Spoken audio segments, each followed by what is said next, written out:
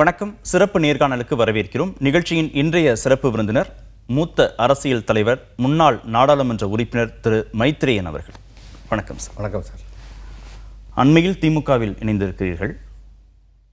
யோசித்து நிதானமாக எடுக்கப்பட்ட முடிவு தானா அது? நிச்சயமாக யோசித்து. அது எந்த அளவுக்கு யோசிச்சிருக்கேன்னா, இந்த முடிவை நான் 5 வருஷம் முன்னாடியே எடுத்துருக்கணும். நான் ஆக்சுவலி முந்தானேத்து அறிவாலயத்தில் சேரச்சு தலைவர் தளபதி என்கிட்ட கேட்ட கேள்வி அதுதான், ரொம்ப லேட்டாக வந்திருக்கீங்களேன்னார். நான் சொன்னேன், ஆமாண்ணே 5 வருஷம் லேட்டாக வந்துட்டேன். ஸோ அதனால் யோசித்து எடுக்கப்பட்ட முடிவு தான். ஏன் திமுக இன்றைக்கி இருக்கக்கூடிய சூழ்நிலையில் தமிழ்நாட்டு மக்களுக்காக, தமிழ்நாட்டு நலனுக்காக வலிமையாக உறுதியாக போராடக்கூடிய ஒரு தலைவராக தளபதி அவர்கள் இருக்கிறார்கள். யாரை எதிர்த்து? எல்லாரையும் எதிர்த்துன்னு வச்சுக்கணும். தமிழ்நாட்டில் இருக்கக்கூடிய எதிர்ப்பாளர்கள், எதிர் கட்சிகள், ஒன்றிய அரசு எல்லாரையுமே எதிர்த்து தான் அவர் இந்த களத்தில் நிற்கிறார். 1999 திமுக பாஜக கூட்டணி உருவானதை எதிர்த்து நீங்கள் அதிமுகவுக்கு சென்றீர்கள். அன்றைய நிலைப்பாட்டுக்கும் இன்றைய நிலைப்பாட்டுக்கும் முரண்பாடு இருக்கு. அதில் சின்ன திருத்தம். திமுகவோட கூட்டணி உண்டானதுனால ஏற்பட்ட எதிர்ப்புன்னு இல்லை. அம்மா அவர்களுக்கும் பாஜகவுக்கும் இடையே இருந்த கூட்டணி அது உடைந்த போது பிஜேபியில் இருந்த அன்றைய தலைவர்கள் என்னை அம்மா அவர்களுக்கு எதிராக அறிக்கைகள் கொடுக்க வேண்டும் என்று வற்புறுத்தினார்கள். நான் அப்போ அம்மா கூட நல்ல ரிலேஷன்ஷிப்பில் இருந்தேன் ஏற்கனவே. அதனால் நான் அம்மா பக்கம் இருக்கணும்ன்ட்டு போனேன். பாஜக, அதிமுக, மீண்டும் பாஜக, இப்போ திமுக, இந்த மாதிரி கட்சிகள் மாற்றம் அப்படிங்கிறது ஒரு நிலைப்பாடு. அப்புறம் திரு ஓபிஎஸ், திரு இபிஎஸ் அப்படின்னு அதிமுகக்குள்ளேயே அணிகள் மாற்றம் அப்படிங்கிறது ஒரு நிலைப்பாடு. ஒரு மூத்த தலைவராக, ஒரு முன்னாள் நாடாளுமன்ற உறுப்பினராக உங்கள் மீதான நம்பகத்தன்மை கேள்விக்குறியாகுது அப்படிங்கிறத உணர்றீங்களா நீங்கள்? நான் அதை அப்படியே நம்பகத்தன்மையை பற்றி நான் யோசிக்கவே மாட்டேன். ஏன்னா எனக்கு எது சரின்னு படுறதோ அதை நான் செய்கிறேன். அந்த சந்தர்ப்பத்திற்கு இல்லை, சூழ்நிலைகளுக்கு தகுந்த மாதிரி. இப்போ பாஜகவில் இருந்தேன் அன்றைக்கி அந்த கூட்டணியில் பல விஷயங்கள் நடந்ததுன்னா அதெல்லாம் எனக்கு, நான் அதில் நேரடி சான்று. அதுக்கெல்லாம் 99 அம்மா எந்த சூழ்நிலையில் பிஜேபி கொடுத்த ஆதரவை வாபஸ் வாங்கினாங்கிறதுக்கெல்லாம் எனக்கு நல்லா தெரியும். அந்த தேர்தலில் 99 பாராளுமன்ற தேர்தலில் நிச்சயமாக அதிமுக ஜெயிச்சு ஆட்சிக்கு வரப்போகிறதில்ல சென்ட்ரல்னு எல்லாருக்குமே தெரியும். ஆனாலும் அம்மா பின்னாடி தான் நான் நின்றேன். ஏன்னா அதுதான் சரின்னு என் மனசில் பட்டது. இல்லை, அதே மாதிரி அம்மா அவர்கள் மறைவுக்கு பிறகு ஏற்பட்ட குழப்பங்கள் போது ஓபிஎஸ் பக்கம்தான் நியாயம் இருக்கிறது என்று நான் நினைத்தேன். அதனால் ஓபிஎஸ் பக்கம் துணிவாக நின்றேன் நான். ஆனால் ஓபிஎஸ் எந்த முன்னேற்றமும் அங்கே இல்லாத காரணத்தினால நான் பிஜேபி கிட்ட போனேன். ஏன்னா ஏற்கனவே பழக்கமான கட்சி, அதனால் நான் பிஜேபிக்கு போனேன். பாராளுமன்ற தேர்தல் முடிஞ்ச பிறகு நான் இயக்கம் பழையபடி நான் ஏடிஎம்கேக்கு வந்துட்டேன். ஆனால் கடந்த ஒரு வருஷத்தில் அதை பற்றி நான் மறுபடியும் விரிவாக பேசுகிறேன். ஏற்பட்ட பல்வேறு குளறுபடிகள், அதனால் நான் திமுக கிட்ட வரணும்னு முடிவு பண்ணேன். இல்லை, என்ன முக்கியமான அதிருப்தியாக என்ன? நான் 4 காரணங்களை நான் சொல்லுவேன். இப்போ இதில் அந்த 4த்தையும் நான் ஒரு லெவலில் எக்ஸ்பிளைன் பண்ணணும்னா, முதல்ல கூட்டணி அமைத்த இந்த டைமிங் அண்ட் கிளாங். இப்போ 2024 பார்லிமெண்ட் எலெக்ஷன் நடந்தது. அதுக்கு முன்னாடி வரைக்கும் பிஜேபியோட கூட்டணி இருந்தது. பார்லிமெண்ட் எலெக்ஷனில் ஈவன்தோ இவர் தான் பிரைம் மினிஸ்டர்னு ப்ரொஜெக்ட் பண்ணி ஓட்டு கேட்கறதில்ல, இருந்தாலும் prime minister candidate is a very important issue. அன்னைக்கு பிஜேபி கூட கூட்டணி போயிருந்துருக்கணும். ஆனால் அதுக்கு போகலை. சரி, அசம்பிளி எலெக்ஷன் வருது. அசம்பிளி எலெக்ஷனுக்கு மக்கள் மோடிக்காக ஓட்டு போட போகிறதில்ல.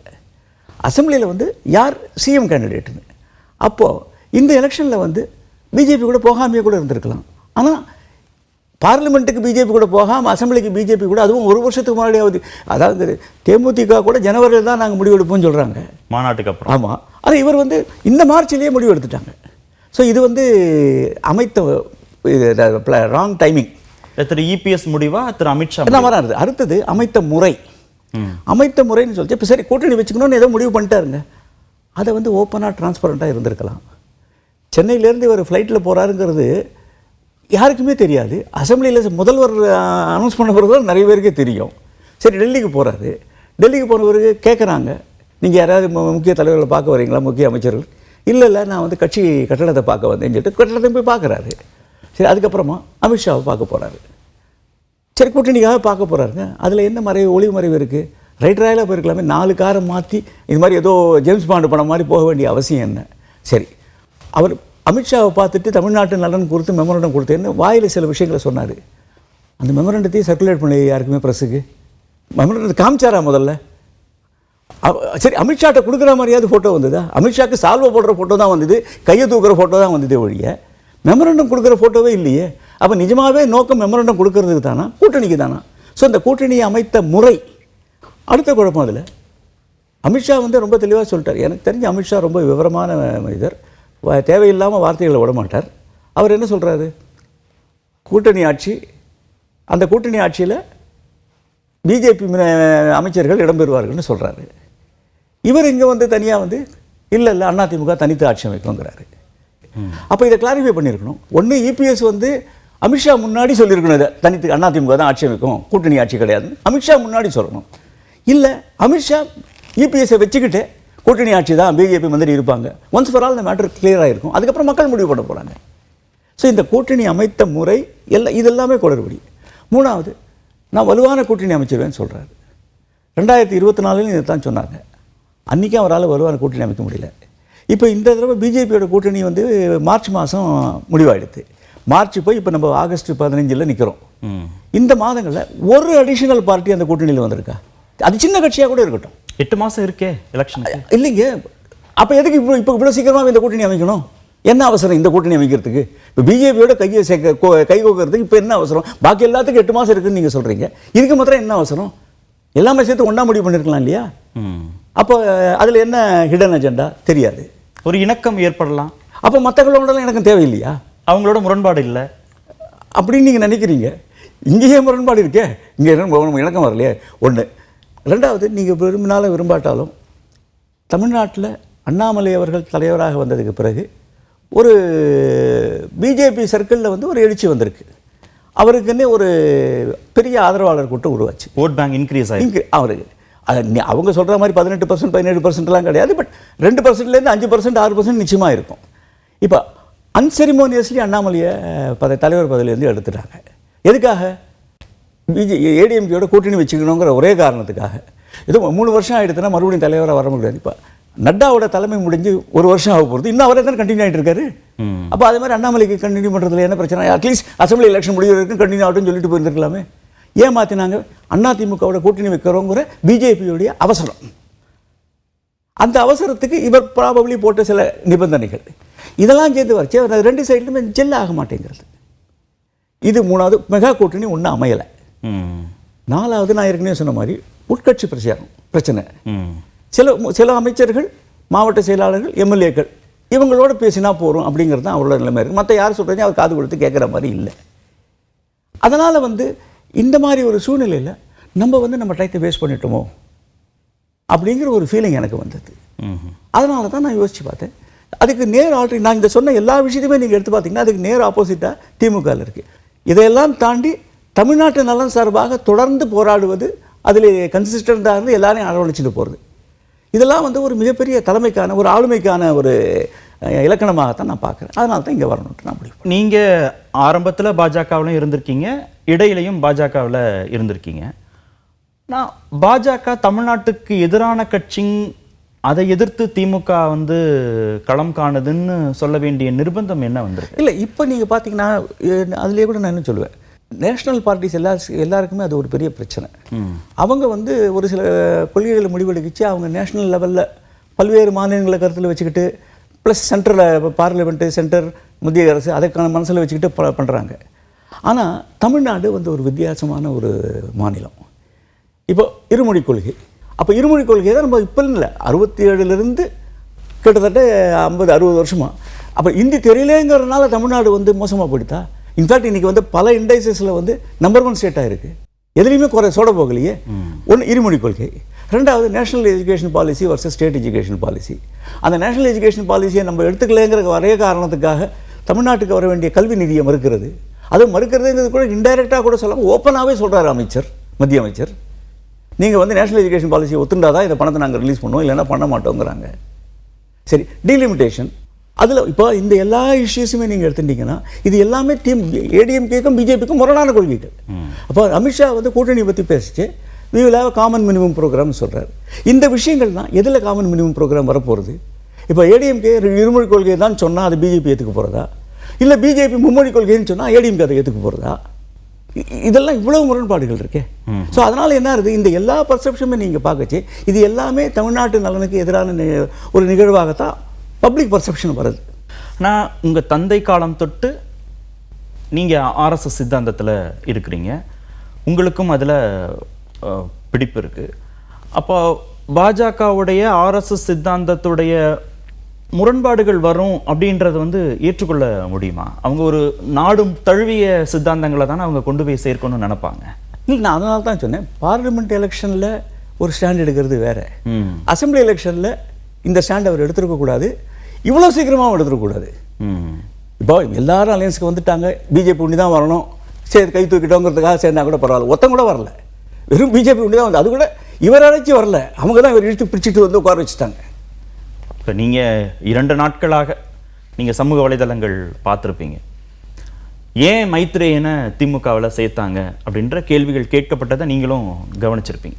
அடிப்படை என்னன்னா, நீங்கள் பாஜக சிந்தாந்தத்தோடு ஒத்துப்போகிறவர், ஆர்எஸ்எஸ் இயக்கத்தில் இருக்கிறவர், ஒரு திராவிட இயக்க சித்தாந்தத்துக்குள்ள அதுவும் திமுக கடுமையாக ஆர்எஸ்எஸ்ஸை எதுக்குது, கடுமையாக பாஜகவை எதுக்குது, இப்போ இவர் அங்கே ஒரு பொருந்தாத நபராக இருக்கிறாருங்கிற மாதிரியான விமர்சனங்கள் வந்தது. ஒரே ஒரு விஷயம் மாத்திரம் சொல்லுவேன், மாணவ பருவத்தில் இந்திய எதிர்ப்பு போராட்டத்தை பார்த்தவங்க அவங்க எல்லாருமே இதில் ரொம்ப தீவிரமாக இருப்பாங்க. நான் என்னுடைய மாணவ பருவத்தில் 7ஆம் கிளாஸ் 8ஆம் கிளாஸ் 5ஆம் கிளாஸ்லேருந்து 8ஆம் கிளாஸ் வரைக்கும் தாம்பரத்தில் இருந்தோம். இந்திய எதிர்ப்பு போராட்டம் வலுவாக இருக்கக்கூடிய சமயம். அப்போ அண்ணாலாம் வந்து ஒரு ஐகானிக் லீடர். நான் நாக்பூர் போன பிறகு, அண்ணா இறந்த பிறகு 3 நாள் அழுதுகிட்டு இருந்தேன். அவ்வளோ பத்திரிகைகளுடைய அந்த அண்ணாவுடைய மறைவு செய்தி வந்த அந்த 2 நாள் நியூஸ் பேப்பர் கட்டிங்ஸ் அவ்வளோ இன்னும் நான் வச்சுருக்கேன். அந்தளவுக்கு ஈடுபாடு உள்ளவன் தான் நான் அண்ணா மேலே. அப்போ அண்ணா இறந்தப்போ நான் ஒரு கவிதையை கூட எழுதினேன் அப்போது. ஸோ அதனால் அங்கே இருந்தேங்கிற காரணத்தினாலே என்னுடைய உள்ளுணர்வுகள்லாம் எதுவுமே மறக்கடிக்க போக முடியாது. இல்லை, திரு அண்ணாவை ஏற்றுக்கொள்ள முடியும். அப்போது அதே ஆங்கிளில் தான் நான் வந்து அதிமுகலேயே இருந்தேன். இப்போ அதிமுக திராவிட கட்சி தானே, எம்ஜிஆர் ஆரம்பித்த கட்சி, அம்மா இருந்த கட்சி. அம்மா வந்து மோடியா லேடியான்னு வந்து சண்டையை போட்டவங்க. இல்லை, திரு திருமாவளவன் சமீபத்தில் பேசின பேச்சோட பொருத்தி நான் இந்த கேள்வி கேட்கிறேன். பார்ப்பனிய சிந்தனைகளை திரு கருணாநிதி மிக கடுமையாக எதிர்த்த காரணத்தினால்தான் அவர் குறிவைக்கப்பட்டார். திரு எம்ஜிஆரும் திருமிகு ஜெயலலிதாவும் பார்ப்பனிய சிந்தனைகளோடு செயல்பட்டார்கள்ங்கிற விமர்சனத்தை திரு திருமாவளவன் வைக்கிறார்ல, அந்த புள்ளியில திரு கருணாநிதி எதிர்ப்புங்கிறதுல அவங்க நிலைப்பாடு. ஒரே குலம் ஒருவனே தேவன் அண்ணா காலத்திலேயே சொல்லியாச்சு. தேர்தலுக்காக நம்ம அப்புறமா இப்போ இது தளபதி ஆட்சிக்கு வந்தப்போ கடந்த 5 வருஷத்துலேயே கூட பார்த்தீங்கன்னா எத்தனை கோயில்களில் கும்பாபிஷேகம் பண்ணிருக்காங்க. அது எதிரான நடவடிக்கையா? அதில் தளபதியே நான் பல மீட்டிங்கில் பேசியிருக்காரு, திமுகவில் இருக்கக்கூடிய 90% உறுப்பினர்கள் வந்து இந்துக்கள் தான். அப்போ அவங்களுக்கெல்லாம் நாங்கள் எதிரானவங்களா? மத நம்பிக்கைங்கிறது பூஜை இறையோடு முடிஞ்சு போச்சு. நான் வெளியில் வரைச்சு மத நம்பிக்கை காமிச்சிட்டு வரணும், ஏன் இஷ்டம் இருக்கலாம், ஆனால் நான் உங்கள் மத நம்பிக்கையில் நான் தலையிட மாட்டேன். ஏன்னா ஆர்எஸ்எஸ் ஒற்றை மதத்தை தானே வலியுறுத்துது. இல்லை, அதை தான் நாங்கள் சொல்கிறோங்க. எப்போ நான் வந்து 1/4 நூற்றாண்டு காலத்துக்கு முன்னாடியே பிஜேபியை விட்டுட்டு வெளியில் வந்து நான் அதிமுகவில் வந்துட்டனோ அப்போவே அதெல்லாம் மாறுறது இல்லையா? அதனோட நீட்சி தானே இப்போது. நீங்கள் அதிமுகவில் இணக்கமாக பயணித்ததுக்கு திருமிகு ஜெயலலிதாவும் ஒரு காரணம் தானே? 100க்கு 100 அவங்க தான் காரணம், 100%. அவங்க உங்களுடைய சமூகம் அப்படிங்கிறது ஏதாவது காரணம்? இல்லை, நான் அதிமுகவுடைய கிடையவே கிடையாது, அப்படிலாம் கிடையவே கிடையாது. அதாவது அவங்க வந்து ஒரு தடவை கூட எனக்கு நல்லா ஞாபகம் இருக்குது, ஏன்னா நீங்கள் சமூகம்னு சொன்னதுனால அந்த பாயிண்ட்டை கிளாரிஃபை பண்ணேன். 2011 அசம்பிளி 11 தான் நினைக்கிறேன், 11 அசம்பிளி எலெக்ஷன் பொழுது பல்வேறு ஜாதி சங்கங்கள் எல்லாமே எல்லா தலைவர்களும் பார்ப்பாங்க, எல்லா கூட்டணியும் பார்ப்பாங்க. நான் கூட எங்கள் சில பேர் அப்ரோச் பண்ணாங்க, தமிழ்நாடு பிராமண சங்கம் சார்பாக ஒரு குரூப் வந்து அம்மாவை பார்க்கறதுக்கு நான் ஏற்பாடு பண்ணியிருந்தேன். அவங்களாம் கூட பேசினாங்க. அப்போ பேசி அவங்க வந்து எங்கள் சங்கத்துக்கு நீங்கள் 2 சீட்டு கொடுக்கணும் அப்படின்னு. அம்மா சொன்னாங்க, ஜாதி சங்கத்துக்கு சீட்டு கொடுக்க முடியாதுங்க அப்படின்னு அம்மா சொன்னாங்க. இல்லை, நீங்கள் பாமகவுக்கு கொடுத்துருக்கீங்களேன்னாங்க. அம்மா சொன்னால், பாமக வந்து ஜாதி சங்கம் இல்லைங்க, அது அரசியல் கட்சிங்க, தேர்தல் ஆணையத்தில் பதிவு பண்ண கட்சி. நீங்களே ஒன்றுனா உங்கள் சங்கத்தை வந்து தேர்தல் ஆணையத்துக்கு பதிவு பண்ணிட்டு வாங்க, அப்புறம் என்கிட்ட கேளுங்கன்னாங்க. அப்போ அவங்க சொன்னாங்க, இல்லை இருந்தாலும் கம்யூனிட்டிக்கு ரெப்ரசன்டேஷன் வேண்டாமான்னாங்க. ஏன் நான் செய்யமா இருக்கானே, அதோட வேறு என்ன ரெப்ரசன்டேஷன் வேணும்னாங்க. சொல்லிவிட்டு ஒரு 10 செகண்ட்ஸ் பாஸ் பண்ணிட்டு சொன்னாங்க, என் மைத்ரேயன் வந்து நான் 2 டேர்ம், அப்போ 2வது டேர்ம் ராஜ்யசபா எம்பி ஆக்கியிருக்கேன், சிறப்பு பிரதிநிதி ஆக்கியிருக்கேன், ஏன் அவர் உங்கள் கம்யூனிட்டி ரெப்ரசன்ட் பண்ணலையா அப்படின்னு சொல்லிட்டு அடுத்த ஒரு 10 செகண்ட் கழிச்சு சொன்னாங்க. ஆனால் I have not given him all these things just because he is a Brahmin. I have given him because of his intellectual nature, his honesty and his loyalty. So அதனால் இவர் பிராமணருங்கிற ஒரே காரணத்துக்காக எனக்கு வந்து அம்மா அந்த இதை கொடுக்கல, அது நிச்சயம் தெளிவார். இல்லை, அதே காரணத்தினால தான் இவர் பிராமணருங்கிற ஒரே காரணத்துக்காக திமுகவோ தளபதியோ என்னை நிராகரிப்பாங்கன்னு நான் நம்பலை. நீங்கள் இறுதி வரை திமுகவில் தொடர்வதுங்கிறதா உங்களுடைய நிலைப்பாடா? வேறு யோசிக்க வேண்டிய அவசியமே கிடையாது. ஏன்னா இப்போது எனக்கு வந்து இப்போ 69 வயசு, இனிமேலுக்கு நான் மாறணுங்கிற அவசியம் கிடையாது. எதுக்கு மாறணும்? இது முடிவெடுத்துட்டு தான் நான் இங்கே வந்திருக்கேன். ஏன்னா உங்களுடைய கடந்த கால அரசியல் செயல்பாடுகள் அடிப்படையில் மீண்டும் மீண்டும் சந்தேகங்கள் அங்கெல்லாம் வந்து ஒரு வலுவான ஆளுமை இருந்திருந்ததுன்னா இந்த பிரச்சனைகள்லாம் வந்திருக்காது, நானும் விட்டு வந்திருக்க மாட்டேன். அவங்கெல்லாம் வந்து கட்சியில் இருக்கக்கூடிய எல்லாரையுமே அரவணைச்சுட்டு போகணும்னு நினைச்ச தலைவர்கள். அந்த அரவணைப்பு இன்றைய தலைவர், அந்த அரவணைப்புக்கு காரணம் அவங்களுக்கு இருந்த ஆளுமை. என்னால் எல்லாரையும் கண்ட்ரோல் பண்ண முடியும், கட்சியை வந்து பாதுகாப்பாக பலமாக கொண்டு போக முடியும், அந்த தன்னம்பிக்கை ஆளுமை இருந்தது. அந்த ஆளுமை இன்னைக்கு இல்லைன்னு நான் நினைக்கிறேன். இந்த முறை தேர்தலில் போட்டியிடும் வாய்ப்பு உங்களுக்கு திமுக தரப்பில் வழங்கப்படுங்கிற உத்தரவாதம் ஏதாவது கொடுக்கப்பட்டிருக்கா? ஒரே ஒரு விஷயம், எந்த விதமான நிபந்தனைகளும் இல்லாமல் தான் நான் கழகத்தில் சேர்ந்திருக்கேன். நான் கண்டிஷன் போட்டு அதை கொடுத்தாதான் வருவேங்கிற சூழ்நிலையில் நானும் இல்லை, தளபதியும் இல்லை, திமுகவும் இல்லை. இப்போ நான் என் மைத்திரன் எனக்கு சீட்டு கொடுத்தா தான் நான் சரியாகும்னு நினச்சி அப்படியே இன்றைக்கி திமுக அந்த சூழ்நிலை நீங்களே சொன்னீங்க, வலுவான கட்சி, மீண்டும் அவங்க தான் ஆட்சிக்கு வர போகிறாங்கன்ட்டு. நான் ஒருத்தன் வரனால அது மாற போகிறது கிடையாது. அதனால் எந்த விதமான உத்தரவாதமும் கண்டிஷனே கிடையாது. திமுகவோட தளபதியினுடைய கரங்களை வலுப்படுத்தணும். இன்றைக்கி அவர் சொன்ன பாருங்க, மண் மொழி மானம் காக்க ஓரணியில் திரளுவோம். இன்றைக்கி வந்து அந்த மண் மொழி மானத்துக்கு ஒரு மிகப்பெரிய த்ரெட்டு வந்திருக்கு ஒன்றிய அரசின் மூலமாக. அதனால் இந்த சமயத்தில் அவர் கூட இருக்கணும்னு நான் விரும்புகிறேன். இல்லை, திரு விஜயும் பாஜகவை எதிர்க்கிறாரு, ஏன் அதுதான் சாய்ஸாக இல்லை உங்களுக்கு? அவர் பாஜகவுக்கு எதிர்க்கிறேன்னு சொல்கிறாரு, களத்துக்கே வரலையே இன்னும். ஒன்றும் இல்லை, இப்போ துப்புரவு தொழிலாளர் போராட்டம் நடந்துட்டுருக்கு, நிறைய கட்சிகள்லாம் போய் பார்த்துருக்காங்க, அழைச்சி பார்த்தாரு. அழைச்சி பார்க்க அதுதான் அரசியல். அப்போ நாளைக்கு தேர்தல் பிரச்சாரம் அப்படி தான் பண்ணுவார். ஒவ்வொரு தொகுதியிலேருந்து ஒரு 10 பேரை கூட்டி வீட்டில் உட்கார வச்சு அவங்கள்ட்ட பேசிட்டு ப்ராஜெக்ட் பண்ணுவாங்களா? அப்படி இல்லையே.